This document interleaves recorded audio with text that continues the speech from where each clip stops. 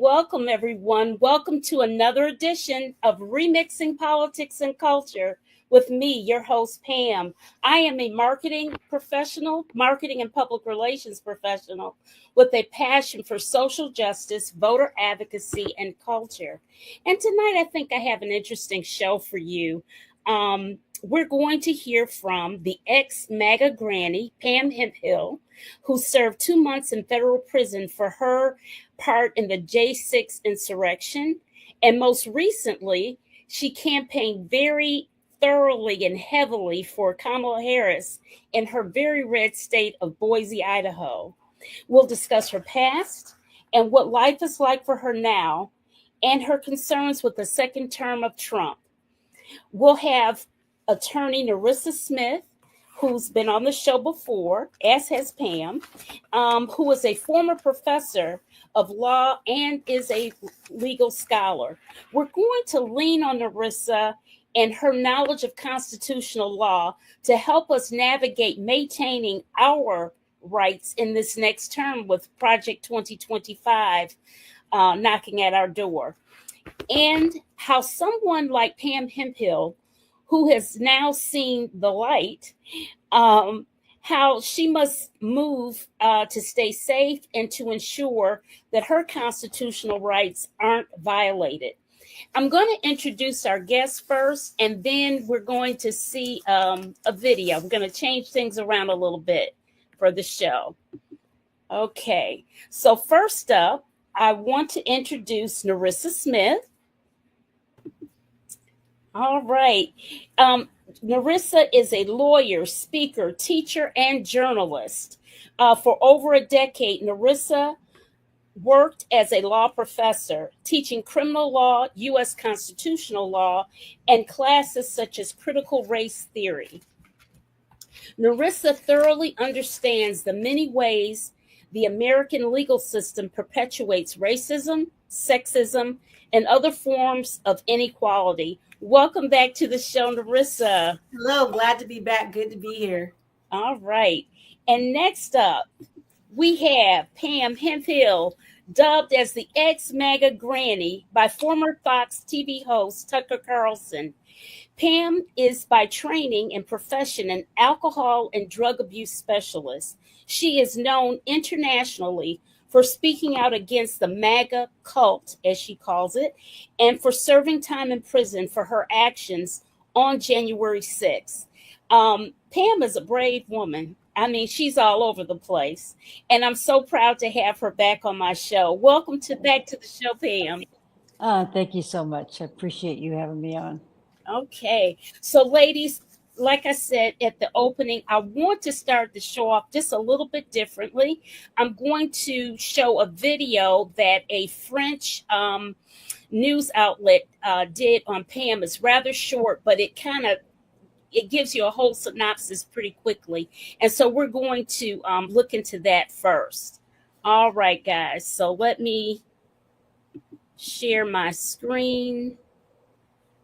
No, that's the wrong screen. Okay, there it is. Okay.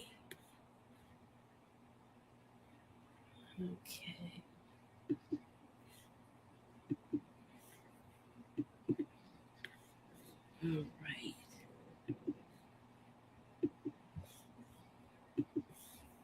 Do you see it? Mm-hmm. Okay.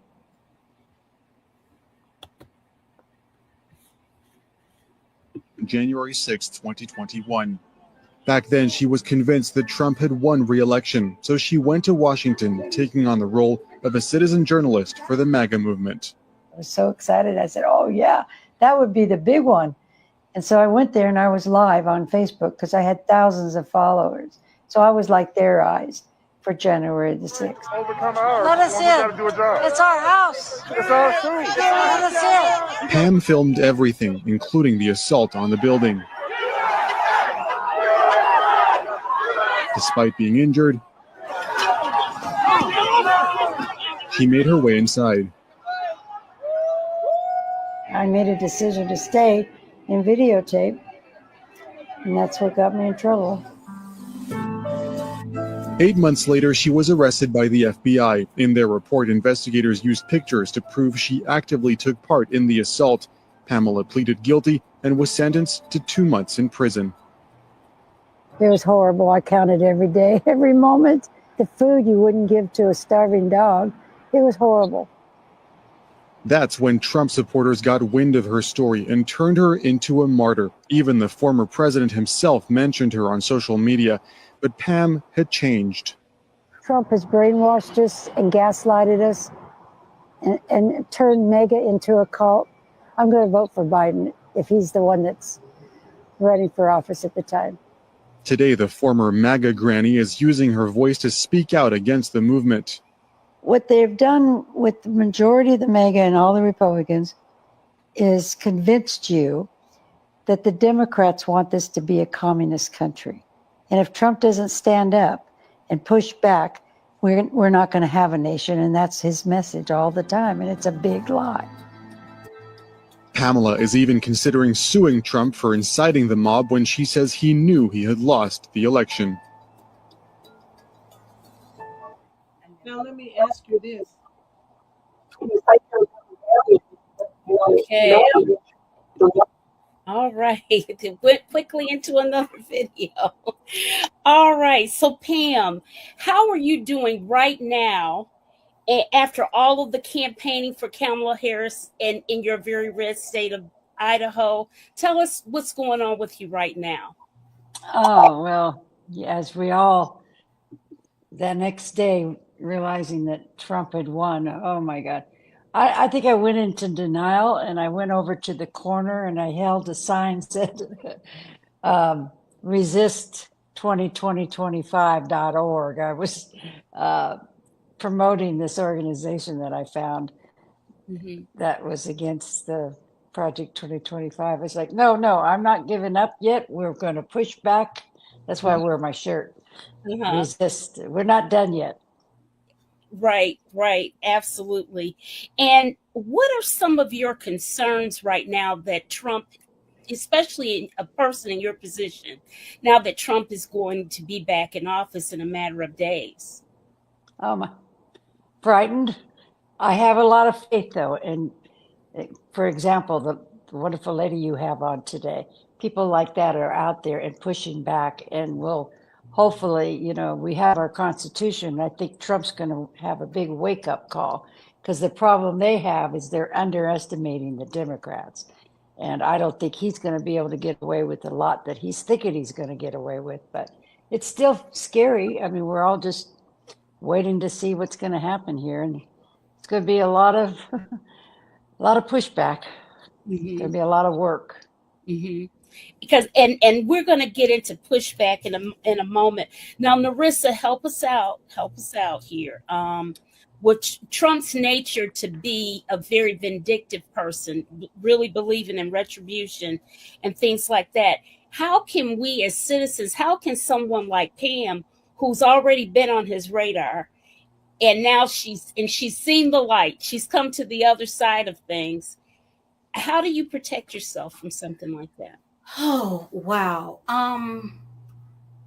First of all, I have to say, I'm just so honored to be on this panel with you. I've seen some of your interviews with outlets, and I just think that you are fabulous. So I'm so happy to be here with you. And I would say that we're already starting to see glimpses of how Trump would treat a second term in terms of who he's selecting already. And here are some things that we're seeing. I'm going to explain how it applies to, I'm going to say Miss Hemp Hill. because it's two Pams, so I gotta make sure. But what we've seen already is he is picking people who are loyalists. The people that he's picking are people who have proven, by and large, that they're okay with pretty much anything that he does. And the quote that I heard from him during the campaign that sort of sent a shiver down my spine was, he said, well, the first time I didn't know what I was doing, so I hired people who I thought, would be good for the jobs. But now I know what I'm doing, so I'm just going to pick who I want. Mm-hmm. And we're seeing that. I mean, Linda McMahon from the WWE in charge of the Department of Education. I mean, it's supposed to be reading, writing, and arithmetic, not reading, writing, and wrestling. I mean, I don't know how that came about, but apparently so. And I think that we should all be concerned about these moves, because by him putting loyalists in place, to me, this is just my opinion, he's signaling that he's wanting to reward the loyalists, and he wants to put people in there who are basically yes men and yes women. He doesn't want the pushback. He doesn't want the General Kellys. He doesn't want, anyone who's going to speak up or talk back. So that's part one. And how I think that means that how it will trickle down to everyday citizens is in large ways and small. To folks who are on his radar, like Miss Hemphill or like Jimmy Kimmel, like people who I know that I've heard him say negative things, but even like entities, like he wants to remove the licenses from CBS and NBC. I think that unfortunately we're going to see him doing a lot of things that are intended to reward his supporters and to punish people that he views as disloyal. So last time when he was president, it came out that he dislikes Jimmy Kimmel so much that he asked the IRS to have him audited, and they wouldn't do it. They're like, that's not legal. So I think, and I know this isn't saying much, but I think that the protections for Miss Hemphill and other folks is going to depend a lot on what, not these people that we hear about all the time, who are going to be in the prominent roles, like the Pam Bondi. Is it Bondi or Biondi? I can never say it right. Like that. Oh, it's going to be like to those everyday workers who are going to be making these decisions, and whether or not they're going to have the spine to stand up and say, no, I'm not going to do this. And how far those folks are willing to go. And I know that that's not very reassuring, but I think that that's where we're at. It's going to be up to those people who aren't direct appointees to put up some fight and to say, no, I'm not doing that. That's ridiculous. I refuse. Pam, literally, I think you're being rather polite about just being scared or what have you. What do you know of some of the other January 6 people that were incarcerated? Do you know of any of them? Yeah, there's 2 here in my state. So one, I tried talking to her before she went to court, trying to, say, hey, look, we're guilty, and I think you need to plead guilty. But she got really upset at me. It started part of a smear campaign against me, but a little nervous when she gets out, if she does, if Trump pardons them all.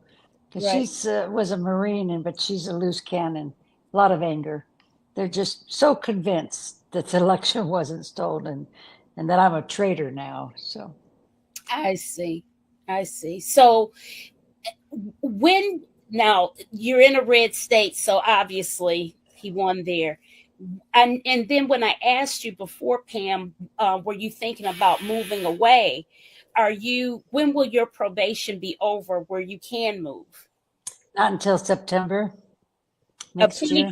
2025? Yeah, I got 3 years probation. So, okay. And they're not going to let me move unless it's a very, very good reason. Because I already tried. I went to South Carolina And I was there for about 9 months, and then I've moved back here to Boise for different reasons. So that you only get like one move, I think it is. Uh-huh.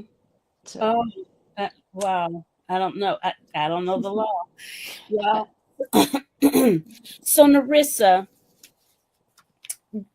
you know what? This whole thing about it being a cult, Pam, we talked about this once before when you were on before. How do you, I thought that one reason why you were able to rationalize yourself out of it is because of the fact that you're a substance abuse counselor, and very much the steps that one takes to overcome something like that, you have to be really in tune with yourself, you have to be realistic, and you can't lie to yourself, right? So you have that advantage. What are we going to do for these people, like you say, that are really truly believers that the election was stolen, and we all know that that's not the truth? What do we do about that? What do you think? well, it's the same approach you have when you're working with alcoholics and addicts. Mm-hmm. Until they hit a bottom, until they have come to the point where they see it for themselves, there's nothing we can do, you know.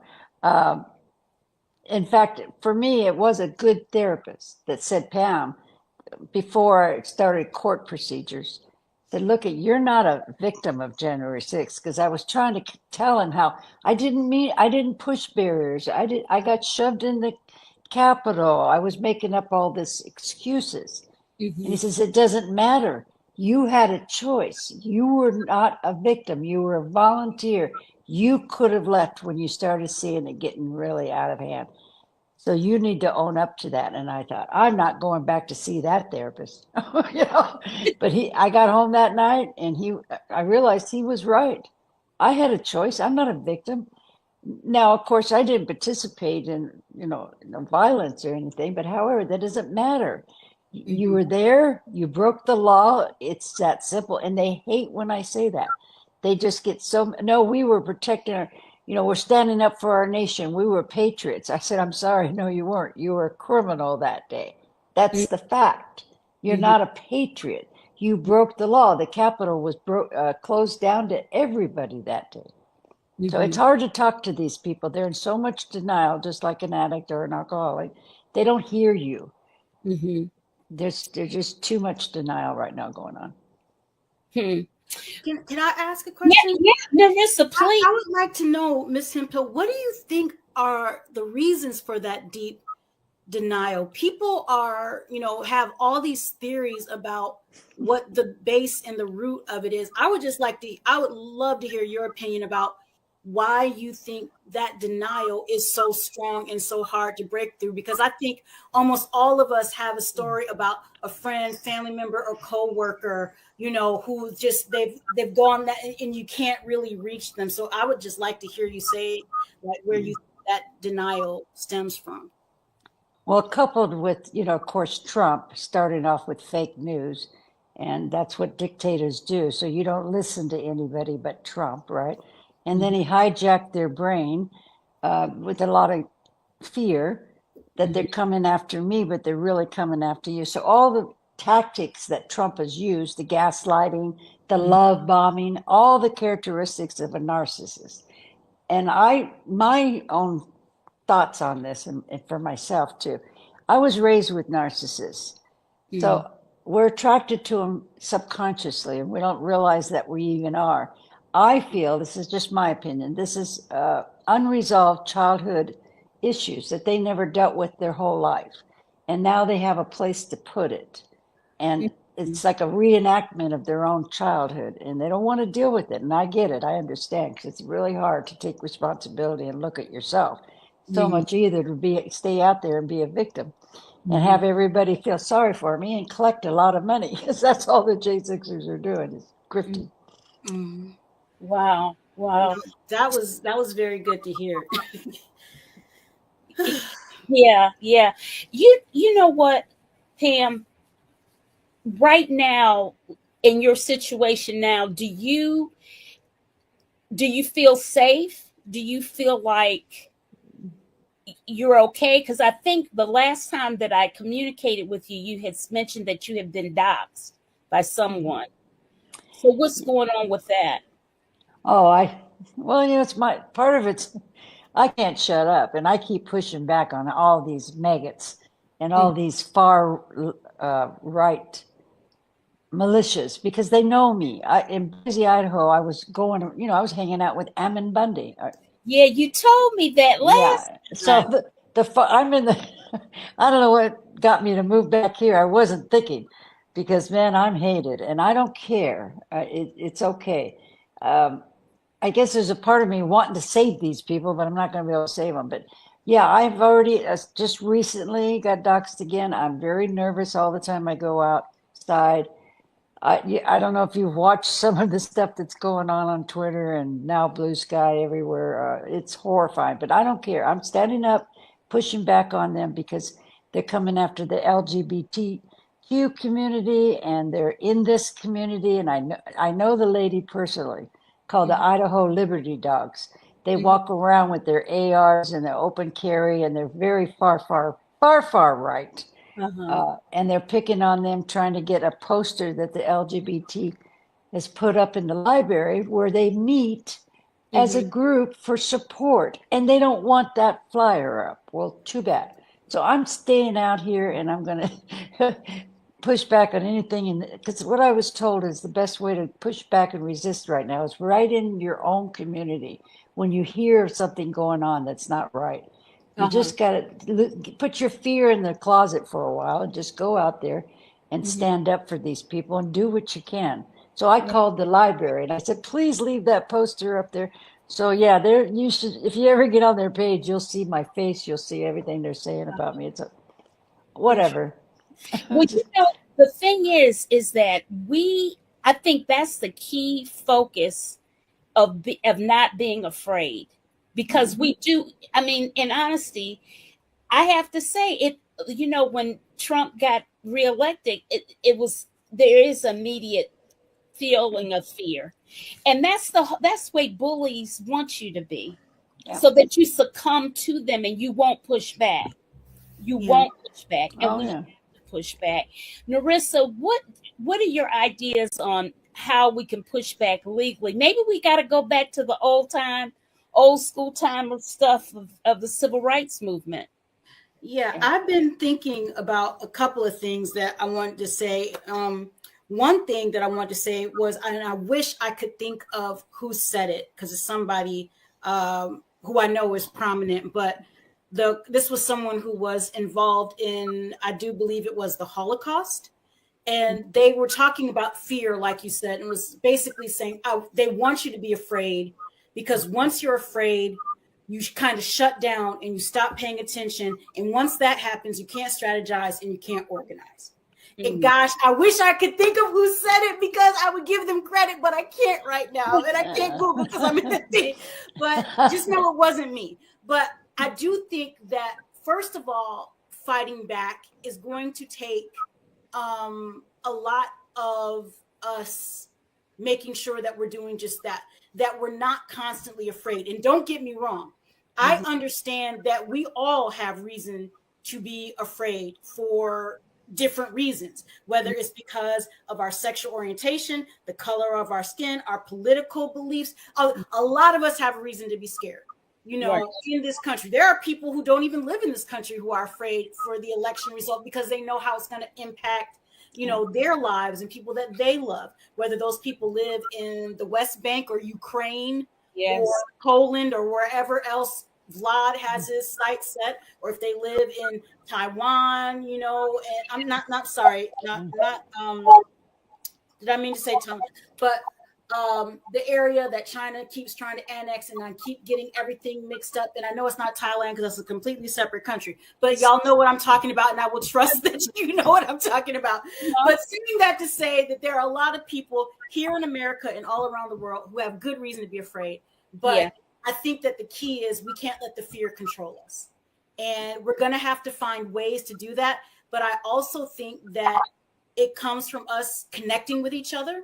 Yes. and making sure that we reach out and talk to each other and communicate with each other, check in on our friends that we might not have heard from in a while, just say, hey, are you okay? Because on top of all of this, even if Kamala had won, all of us still have life. As the kids would say, life be lifing. Everything is still going on. Right. All of us, there are people who have illnesses going on, financial issues, and just loneliness. All of us have something going on, and we still have to heal from those core issues. So we got to keep ourselves healthy, sane, and in community, I think, is the first step. That has nothing to do with the law. Yes. Legally, how do we fight back? I think is a far more complicated question. I spent years studying the United States Constitution, all these Supreme Court cases, and for the first time in the redacted years that I passed the bar and have been a lawyer, I have no clue what is going to happen next. And that in itself is a little scares scary. me, Yarissa, because I listen. It scares me too. You had the answer because I know how you are. Yeah. Research. Yeah. I mean, but this is like, there's a comedian named John Mulaney. And the first time Trump was elected, he had this joke. And he said, people are acting like this is normal, but it's sort of like if you went into a hospital and you saw a horse in the hospital, you would say, how'd this horse get in here? Why is there a horse in the hospital? This is not a place where you normally see a horse, right? Exactly. Yeah, so seeing that, even though he already has had one term, it's hard to predict what he's going to do, especially this in conjunction with the fact we already talked about he's picking these loyalists, but adding to that this new Supreme Court decision. Oh, God. Now, keep in mind, they did not give him carte blanche. I know that he thinks that, though, because people keep thinking this. He's not that sharp of a guy. And I'm sure that the people around him are not telling him that it doesn't mean he can do anything. Within his presidential duties, he has immunity. That does not extend to, say, attacking Nancy Pelosi on the street in Washington, D.C. It does not do that. Well, what about putting the military out on us if we're protesting peacefully? See, that is the thing that's been keeping me up at night because I was talking to a girlfriend of mine, and she had mentioned Matt Gaetz as being like the worst pick that he had picked. Of course, he's withdrawn his name now. And I said, no, it's the guy for Secretary of Defense. That's the one who keeps me up at night. And she was like, well, why is that? I said, this guy is not just rumored, but he had people in the military who reported him for having ties to white supremacist groups. He's got different white supremacist tattoos and stuff. There's all these things on him on that. And I just read today that he really dislikes people on the left and thinks that there's not just a culture war, but there should be like a war. What? Yes, I just saw that today. I think it was in the Atlantic or Slate. I'm not sure, but it was one of those because those are, I think, the only two that I read today. But yeah, so this guy is off his rocker, to use a technical term. Right. You're the counselor. You can tell me if that's a technical term. But I think, he's off his rocker. And that's not good for any of us. But if you think about, say, the Black Lives Matter protests that happened in 2020, and how people were protesting peacefully, and Trump wanted in D.C., he wanted the military to go out there in front of the White House and shoot those folks. And Milley stopped it. He told him. Exactly. And General Milley said, under no circumstances will I do that. And there are laws, the Posse Comitatus law, and there's a couple other ones where the president cannot sick the U.S. military on citizens, especially if they're protesting peacefully. But I cannot say this enough. If there's not a General Milley in that room, if there's not somebody else in that room that's willing to stand up and say no to that man, I have no idea what's going to happen. Somebody's going to have to tell him no. And our safety and security in these next 4 years is going to depend a lot on who decides to tell him no and when we learn about it. And who knows, some of these people might grow a backbone. They might Or they might do what Miss Hemphill did, and they might go on their own journey, or they might have a good chat with a family member or a therapist, and they might say, hey, you said you wanted to do this the other day. I don't think this is right. I don't agree with this. And we're going to have to see a lot of that. So if I'm not saying I have hope that will happen, but I'm saying that anything that's good is going to happen from people doing exactly that. The other thing that I would say is legally, I think that we're all going to have to pay a lot more attention to what's going on in the world. And like I said before, we've all got things that are going on with our relationships, our finances, whatever else we have going on. But we're going to have to start paying attention, to everything. I always tell people, from the president to the dog catcher, we're going to have to pay attention because, things are getting dark and dreary. But the good news is, I think, that if American history teaches us anything, it's that there are ways to make it through these difficult moments. How we do it, not exactly sure, but when the moment presents itself, we're going to have to recognize it and act quickly, I guess is what I would say. But I have no clear, strong answers for you. I wish I did, but everything is in flux. This is a new sort of thing that we're entering into. Hard to predict where it's going to go. Yeah.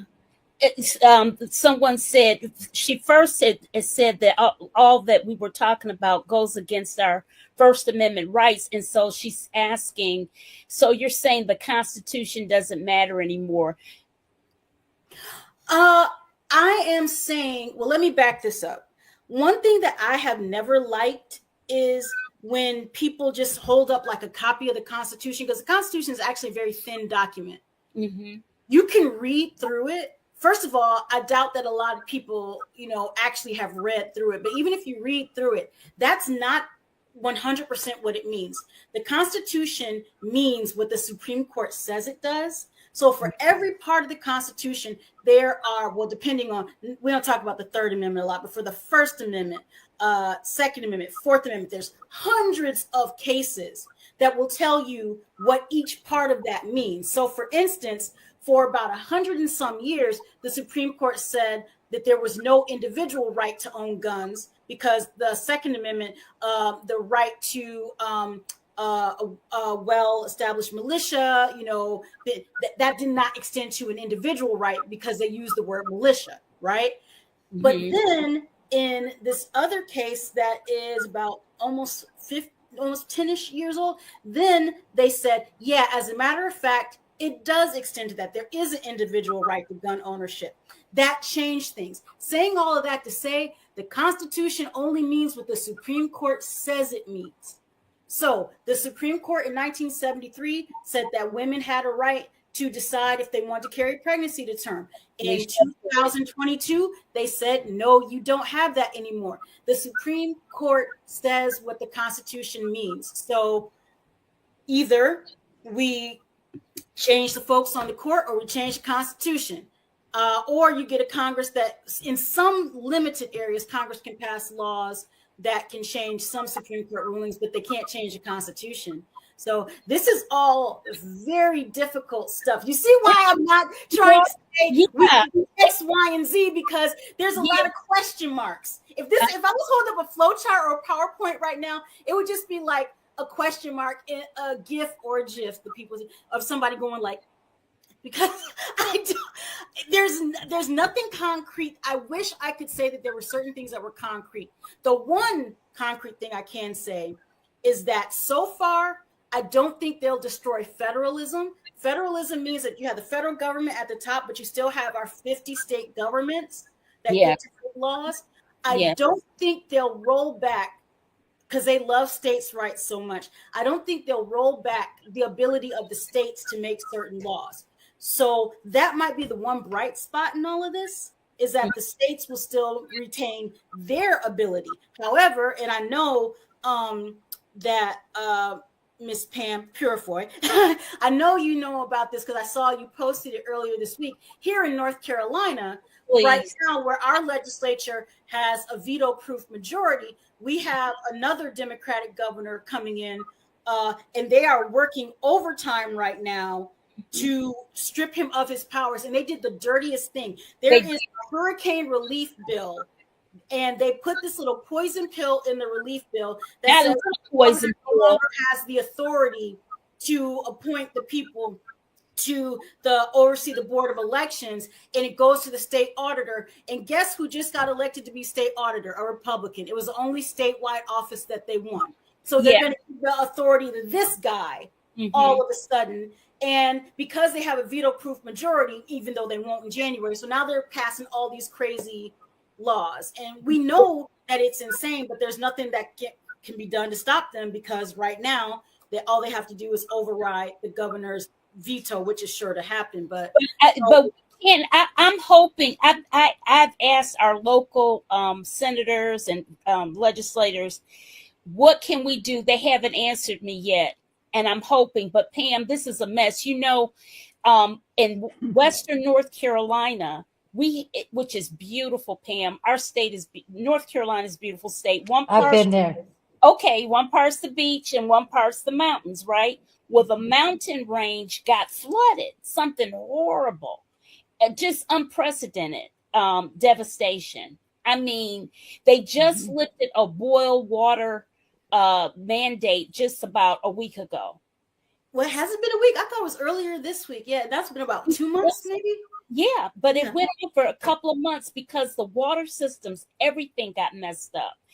And so that relief bill, which we all want for our citizens, they put that poison pill and took all these rights away from our incoming governor, who is a Democrat.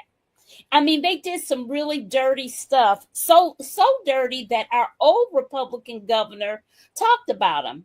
So what are you guys? I was shocked when I saw that headline. I was like, wait, who said this? McCrory is a real.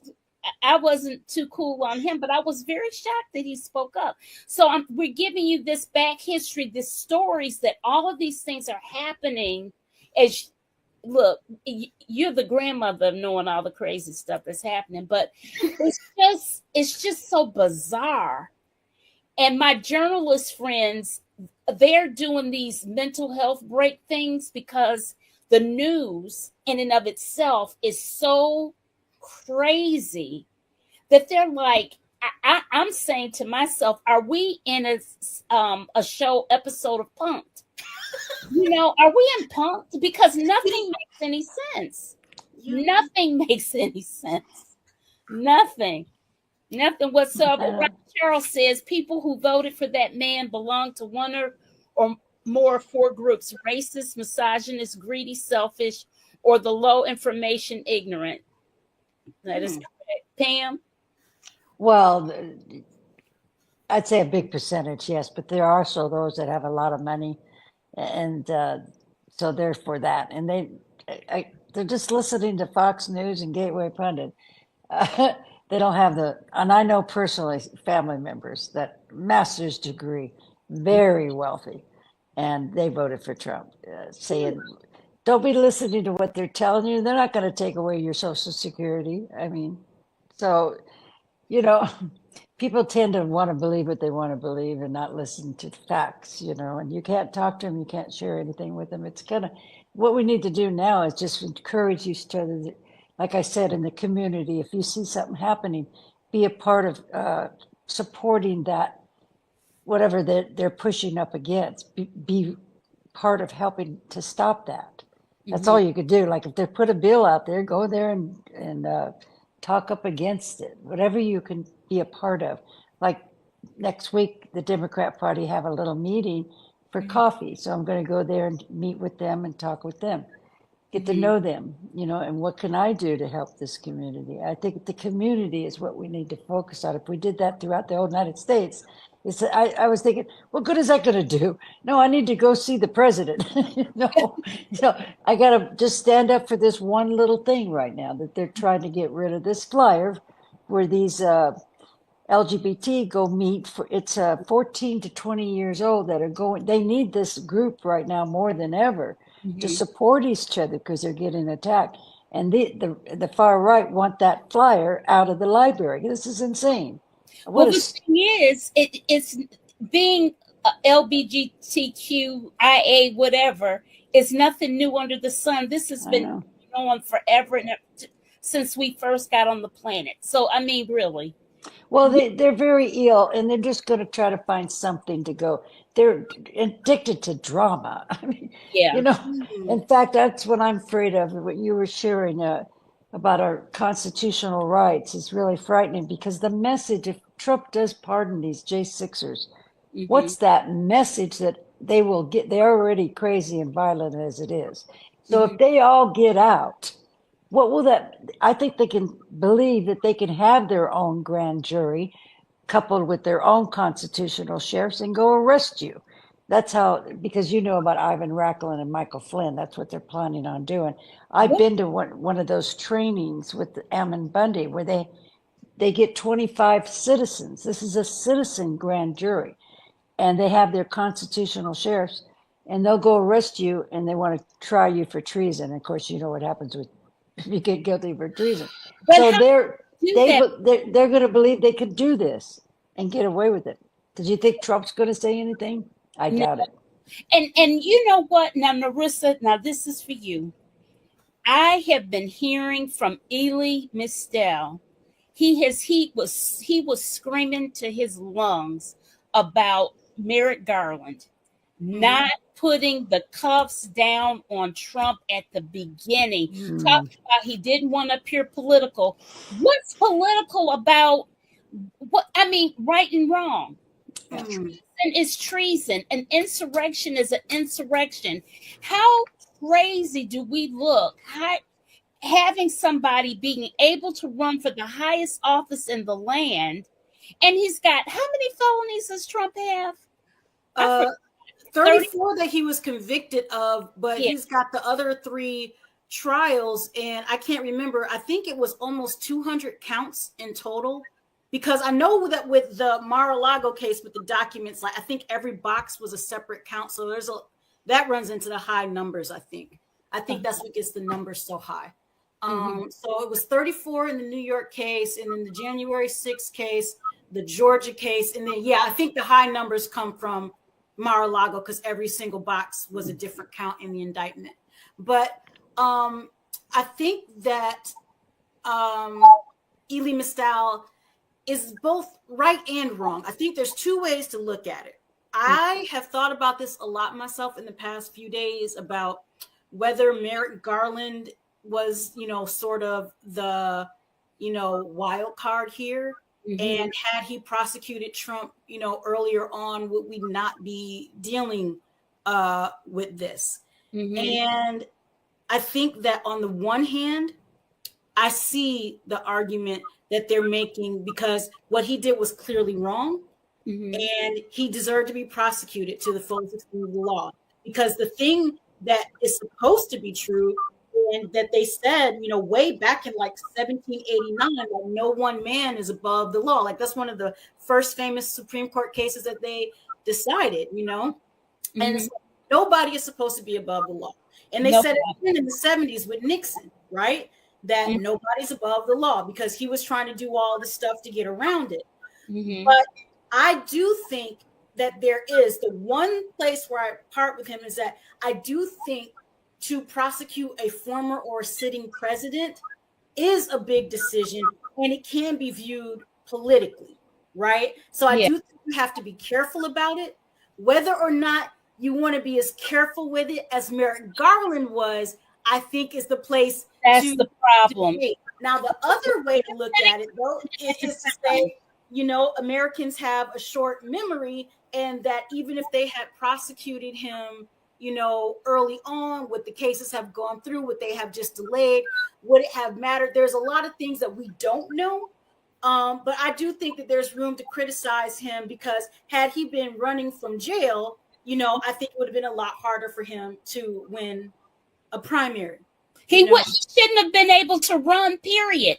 And But then our Congress should have put up a law talking about you cannot run again if you've been felonies. But they can't see. But see, that's an ex post facto law, so that would have been problematic. He could have challenged that. And Colorado did try to kick him off the ballot, and the Supreme Court said, and it was almost unanimous. They said, well, that goes back to things that were from the Civil War, but that also goes to, I think the distinction was between state and federal elections. Yeah. And because, I mean, Rachel Maddow, I think, said it best, but her book wasn't even about this. It was about Spiro Agnew. Remember him, right. Vice President? Yes. And she said, I heard her on this podcast, and the hosts were asking her basically the same question you said. Well, why can Trump run then, if they thought about all of this? And she said, well, when they were drafting the Constitution, they didn't have the idea that somebody who was a convicted felon would not only run, but get majority support. I know. Right? And I do think, though, going back to something that Ms. Hemphill said, is that, we keep coming back to education and community. Mm-hmm. And I think that as Americans, we're out of community with each other.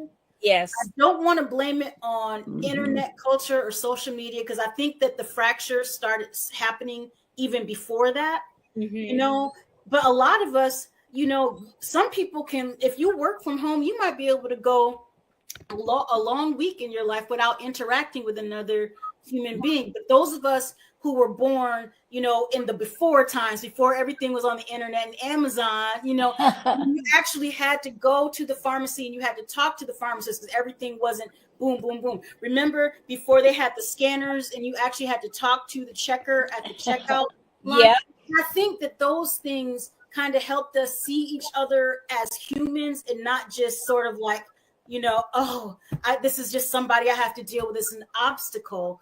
And the more we see each other as friends and neighbors and not as obstacles, I think that that's better. But I think that a lot of our world now is geared towards helping us see each other as obstacles. And I think that we have to look at who's benefiting from keeping us apart. And we haven't talked about this yet.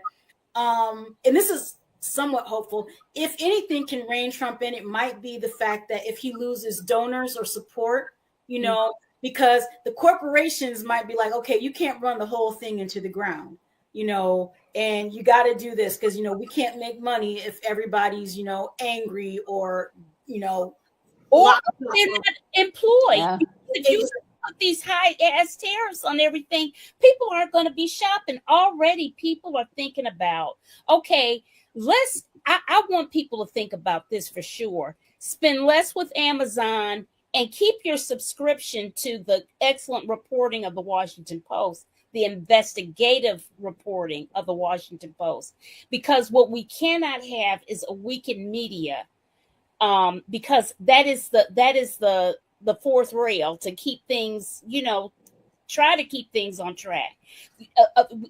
For us to be able to have a fair and just democracy, at least to be able to speak freely or what have you. We don't want to be like Russia, where people are silenced and killed and murdered and that type of thing, Yeah.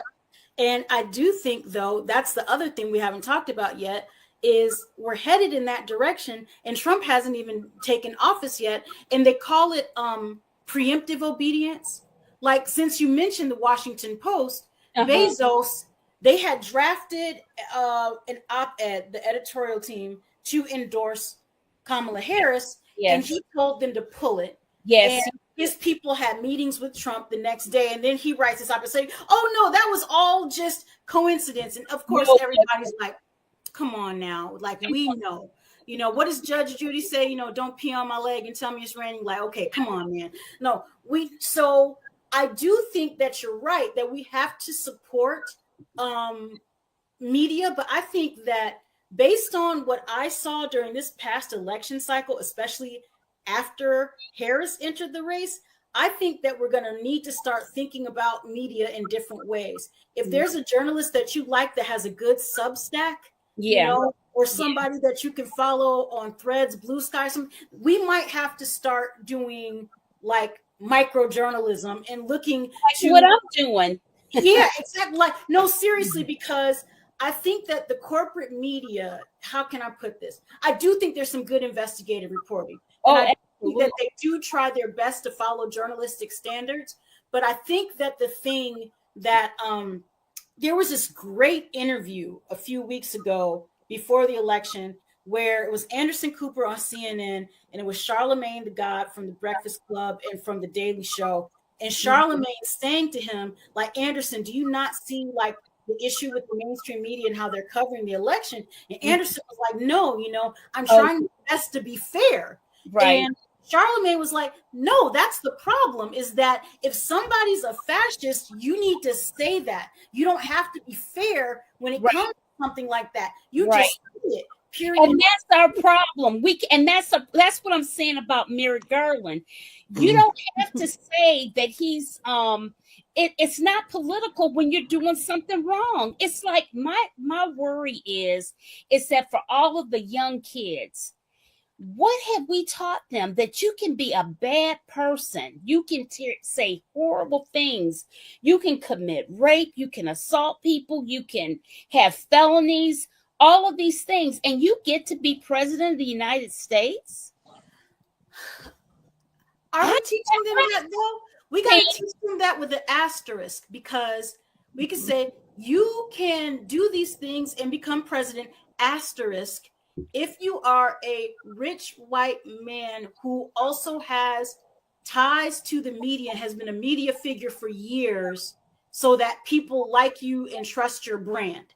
I think that you got to tell them that with all that other stuff, because I think without all that other stuff, Trump doesn't become president, because I can't think of any woman or any black man or any white man who doesn't have those kind of means and connections or celebrity who would have gotten away with the stuff that Trump has. I can't think of anybody who would have gotten away. But the good part, again, here's the happy part though. I do think that if we have midterm elections in 2026, and I hope we will, and if we have a presidential election in 2028, hope we will, Trump is a singular figure. I think if Trump doesn't do The Apprentice, he doesn't become president, because he's just some rich guy who had this cameo in Home Alone 2. But because he had that show, The Apprentice, and people were like, oh, he's smart, he's a business guy, and he does all things, not understanding how reality TV works, and it's not really reality, and how all of that works. But he was able to build that brand. I can't think of anybody else who has that same sort of like built-in name recognition and other stuff, even if they believe the same stuff that Trump believes. DeSantis believes all the same things that Trump believes, but he crashed and burned very quickly as a presidential candidate. None of them have that same sort of. That's because Trump is a BSer and he's a talker. He is a salesman. His real talent is in sales and marketing. Yes. That's his gift. Pam, what attracted you to him I know that you've been a lifelong Republican, but did you immediately like him as a candidate, or what? I mean, how did you even get connected to him even? I know. No, when he said, I'll grab you by the pee, I called up my family right away. And what Maga was able to do, a lot of people, they just care about the fact that he's going to make the rich richer. And so when you're talking to people that are educated and very wealthy, which I was, that's all they care about. They say, oh, it's just men's locker room, talk. They minimize and overlook it because of their own goals and what their motives are. And he just stands for what they want. They're not any different than Trump. Most of these people, they're the same. I just noticed your little comment. I just wanted to say somebody that is talking. I wouldn't put all journalists in a box. I would name the journalists, start naming the ones that are not being real journalists, because there are some good ones out there. There are some excellent ones. I have many that are friends. I just wanted to say Trump has done a very good job, and we are allowing it. We are all afraid what is Trump going to do? Well, he needs to get afraid what we're going to do. We're going to stand up for this Constitution. We're going to push back. We're going to get in our community and start finding out what's happening, right? Mhm. We got to do the opposite of what they're trying to do to us, because he's laid out the groundwork so Pam Hemphill will shut up. Let's smear the hell out of her, which they did. You know this, Pam. They called my local newspaper and told lies about me and put my daughter's name out there. Well, that's okay. I called the editor. I said, you better take my daughter's name out. And Mhm. I'll go to that corner again with my sign, Mhm. even though the Liberty Dogs and the Trump train comes by, they're going to see that they're not silencing me. You push back on the bullies, but legally, right? And Mhm. peacefully. Mhm. But you get that mama bear attitude. You can do this. You Mhm. don't let them scare you or frighten you away. You get your Democrats in your area that you know and people that you know together and get your think tanks and say, wait, this they're trying to pass this bill. Let's go stop it. Let's get together and go stop it and talk up against it. We're going to have to do a lot more work. But I think once they see that they're not going to just be able to scare us like a bully, we don't like bullies, and that we're going to push back and Mhm. push back hard, and we're going to go out there and peacefully protest, bring your military. We'll see what the military is going to do. I I'm s- going to I'm think going to trust the military that they're not going to do anything illegal. They're not going to let Trump do anything illegal. But that's going to be up to us, you guys. It's not up to one person. We got to stick with this together. Does that make sense? yeah. It does. And I It just want to add to that, we are probably going to need to get creative about how we Yeah. protest too, because some of the ways of Yes. protest, not to say that they're bad, but because they're No. well known, it's Mhm. easy to say, like, you know, how in some of the, we were talking about the Black Lives Matter protests in Yeah. 2020 and how like they would send certain people in there to like start Yes. trouble and other stuff, like when it started off as Yes. a peaceful protest. And then that guy, Rittenhouse, who shot into the Yes. Yes. crowd, shot Yes. those people, you know. So we may have to be more creative in the ways that Right. we're protesting, not just for physical safety or legal reasons, but just also to think about how can I, you know, get my point across, you know, and still do this safely and effectively. I think that I still Yes. think the classic modes of protest are on the table, but I think that, you know, we got to do some Well, other I things. think you can. well, what did Rosa Parks do? Exactly, exactly, Yeah. Put exactly. them in their pocketbook. You Yeah. rise to, yeah, It exactly. be the money because the talks, because they have a listing of different businesses that gave to Trump and what have you, and Ooh, we need to stop patronizing them. there We you need to go. organize non-patronizing. This is our biggest time of year right now to spend money. Mhm. We need to like Zachary Clipper says, protest with your money. Yeah, and I That's think really, that's true. And I yeah, know that some people are very upset because they're like, well, wait a second, you know, to use the example that you said, well, you know, the Montgomery bus boycott was different because it was one community and it was one thing and all. Yeah, but that's how things start. And if we're right. very smart about how we channel our focus and channel our energy, you Hmm. know, there, I mean, a boycott is harder today in the sense that some company you don't like is going to profit from something you buy. Right. Quick detour. I love this show called The Good Place. It's by the same guy who was a head writer on The Office and Brooklyn Nine-Nine. His name is Michael Schur. But The Good Place, it's a wonderful show. I won't spoil it for you if you haven't seen it.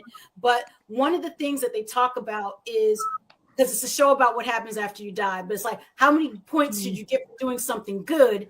And it Mhm. said back like 200 years ago, if you want to pick a rose for your mom, you just go out to the garden, clip it yourself, and give it to your mom. So then that's good person points. But today, you know, you go to a florist shop. Did you drive to get there? Then that's air pollution. You know, did they use pesticides on the roses? Yes. Where'd the roses come from? You know, how much shipping was involved? So basically, you get negative points and you get bad person points by the end of the day because the world is so complex. And yes, we know that, but yet and still, the companies who have showed their hands, who we know for a fact, like Hobby Lobby, they are all, they started this whole ball rolling with women's reproductive rights and all Yeah, of that. they We did know a long time ago.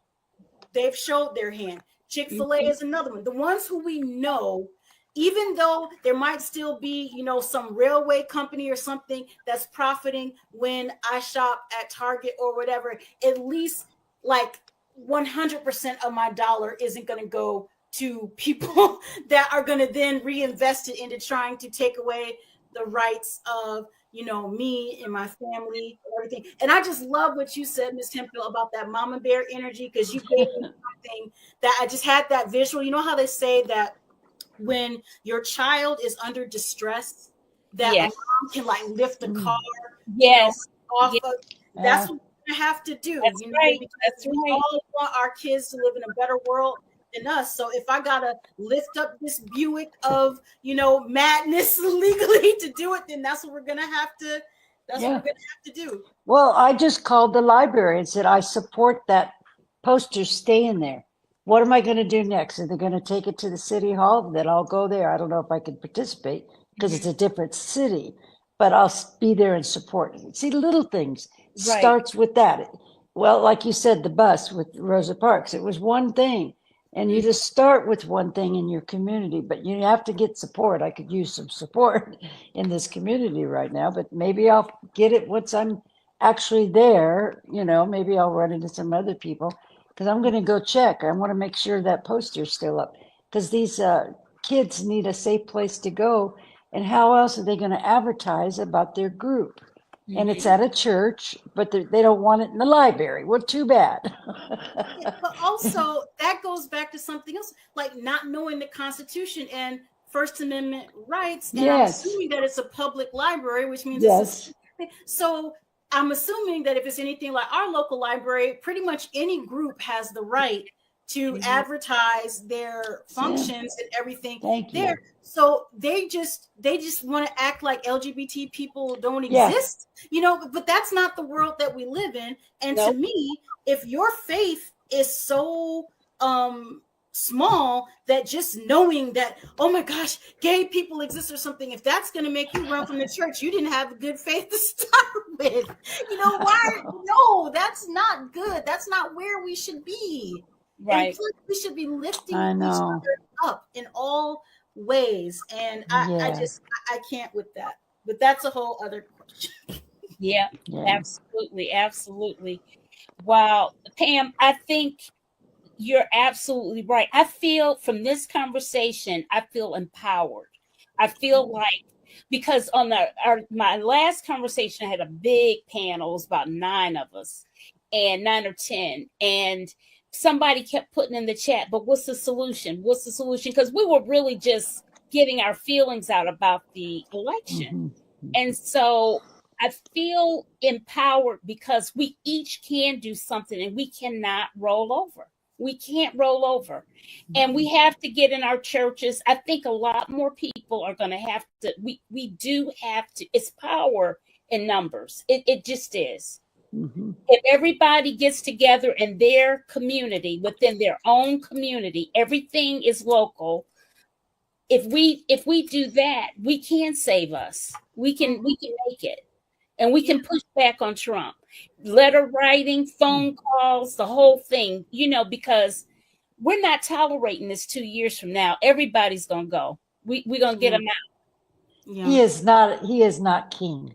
He wants to be, but we're going to show him that Yes. he is not king because Yeah. they're underestimating what Democrats are capable of doing. And I'm Yeah. going to see it. Women like you too. Oh my God, don't let you guys lose. I mean, legally, Yes. it's gonna be a ball to watch you guys, and I'll be right there with you. Yeah. Anything you Oh, give me an idea, tell me what to do legally and peacefully. You Yeah. got me doing it for you. I'll help you any way I can. exactly. And you know what I like about this conversation too is, again, coming back to Rosa Parks and Montgomery. Montgomery was one community, but It what was. they did lit a fire that spread Yes. throughout the whole country. So you can never underestimate how one little spark can just be that one thing Yes. that is just like, we know we're going to do it from here. We're going to, yeah, we can't handle this, and we're going to take it from here because we're not going to let this happen. And I do That's right. think that there's going to be a lot of that where people are going to push back, and we're going to have to do in big ways and small ways the best that we can. Oh, and I would also add, support the organizations that are doing what they can to fight back legally. That I've been seeing a lot from the ACLU, Yes. the NAACP, LDF, Planned Parenthood. If you can volunteer with Mhm. those people and Yes. organizations, or if you can donate, if you don't have the time, but they're going to need all the help they can get to, just kind of keep things functioning at a bare minimum. Oh, Yeah. Southern Poverty Law Center, that's Yes. another. But there's all these organizations out there that are Mhm. doing good work and that are trying to make sure that the rights of immigrants, people of color, the LGBTQ community, workers, all these people are Women. protected. Yes, women are protected so that we can be here to vote in 2026. And yeah, that's what I think. Yeah, we can't forget that as we're organizing individually, and I just read this today, it said, don't reinvent the wheel. If there's another group or organization in your town that's already doing something, join up. Don't start a whole new thing, because that's Right. taking away the Yes. Right. Absolutely. Pam, I'm gonna let you get the last word, and we're gonna call it a night. The last word? You caught me off guard. You said the last word for the night of your pearl of wisdom. Just remember, our history has shown that fascist has never won. We wake up, we push back, and that's just what you were sharing in your own community. Find what you are to, what you feel is wrong that's going on, and get involved. Don't let these bullies scare you, or what they're saying, or what Trump's going to try to do. Good luck. I'm sorry, but he is not God, and either he is a God or there isn't. And I'm sure not going to make Trump a God. So Amen. let him, just do what you can. And if it's just loving your neighbor and thinking about who needs you right now, give them a call and tell them you love them, and everything's going to be okay. Even if you don't believe it, just fake it and say it to them. Because it gets contagious. That's right. That's right. And it spreads. Well, listen, guys, I have enjoyed you. Yeah. Happy Thanksgiving to everyone. Yes, happy Thanksgiving. Happy Thanksgiving. Yes. Be positive at Thanksgiving dinner. Come together with your friends and family. And, we're not going to talk about politics, but talk about being together. And you don't need those expensive gifts. Save your money, because you're going to need it if these tariffs go up or whatever. Take care of yourself. Enjoy one another. Let's wave everybody off. Good night, guys. Good night. Everyone, Thank you so much. for participating. Good night.